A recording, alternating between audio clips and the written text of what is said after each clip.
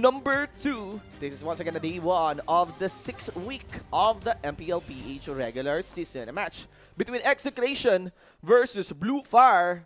Execration the blue, Blufire on the red. Let us go. Okay. Onto the middle lane, you could see that there is still this certain understanding for the side of Blufire that they're gonna go for a 1-3-1. Yeah. Well, for the side of Execration, they put 2 heroes on both sides. Yeah, they got 2-1-2 actually on the setup here of Execration. But almost forgot. I may want to wish and see the siege minion here. Which lane is which? But I cannot but feel. I think the bottom lane is the bottom lane the gold lane here. Turtle. All right. So bottom lane is the gold lane. Bottom lane is the gold lane. Yeah, XP lane will XP lane always is the top be lane with the turtle side. with right? the turtle side. And Alright. as we can see Yeah, there we here, go. that is our affirmation. That is going to be our XP lane just because Yeah. they have scrolls. Now, this makes a lot of sense. Look at that. They have the Gusion actually went for the EXP lane so that the lane, the EXP, the level 4 would be accelerated on the Gusion. And look at here. You got Chaknu aiding towards Cutie, punishing quickly that Uranus, and that allows for Cutie getting chunks of gold from that shield protection. Guys, that's it. It's as easy as looking as this one. This is an early lead for the side of Execration. So you get a support with good wave clear, poke potential onto the middle lane, and what you do after that is you put 2 heroes onto the side lanes. No matter how strong the side lanes are, that's only gonna mean that they're still gonna have a problem just because it's a 1v2. It's a 1v2. And look at here. Hate already has his level 4 on. Very much willing to actually participate into the fights. Limbs also sits at level 4. But they know where the entry point of Limbs is. It does look like Execration is willing to actually force out Limbs. With a dive, there goes Chaknu. He went in. There goes Hate. First skill, not going to be connecting. There goes Fuzikan for the counter, ladies and gentlemen. But at least they were able to get and bag in that gold artillery. And yeah, still no kill down for the bottom lane. Only just one, and that would be a Benecu earlier against the U. Raiders 2! Boom! And that is going to be the middle lane pressure that both of these teams can do. If you cannot see one person onto the lane, then that means you should be going back, and that is going to be another kill for the side of Execration.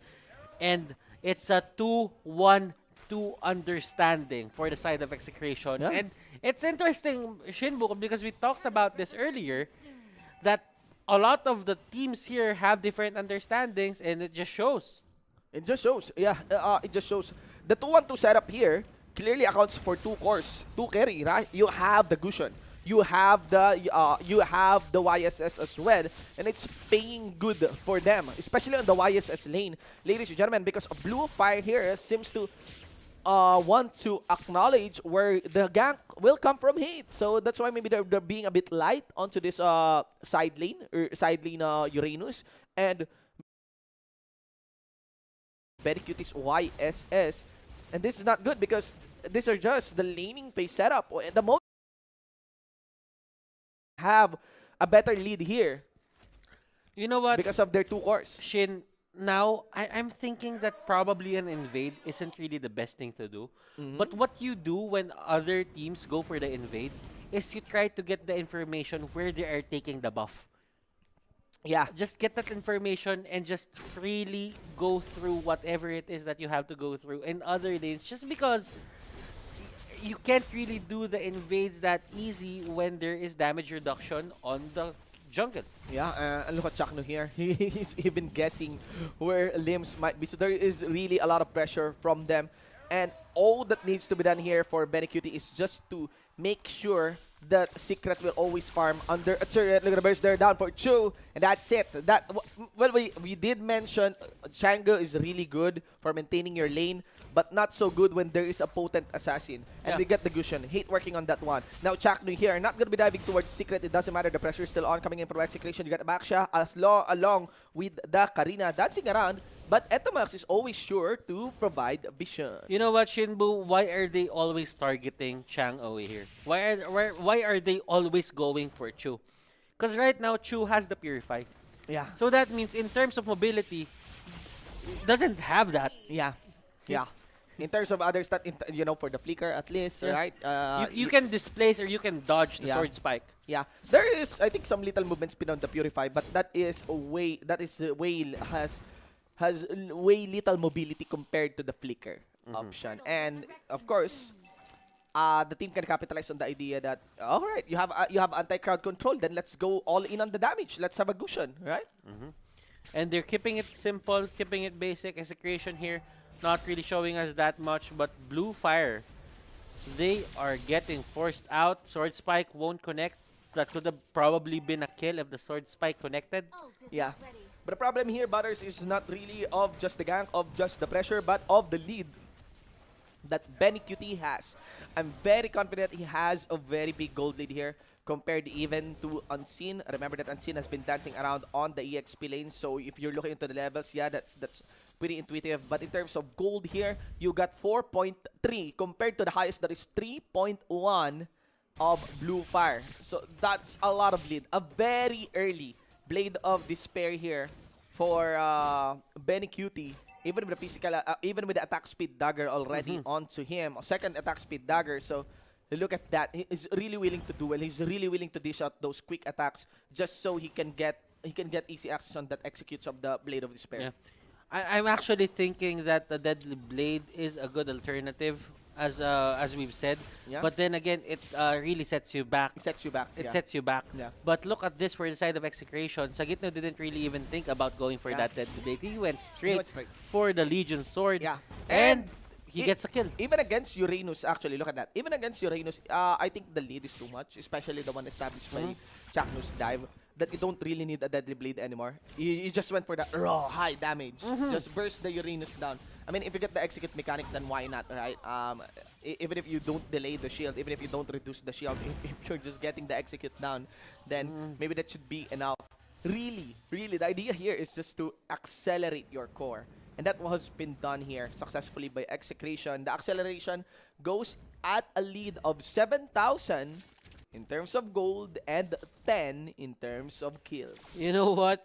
I'm actually seeing Execration here being very creative, not only in setting themselves up in the lane, but look at their emblems here. Even Benny Cutie using a marksman emblem. To be honest, we haven't seen a marksman emblem ever since the start of MPL Season 5.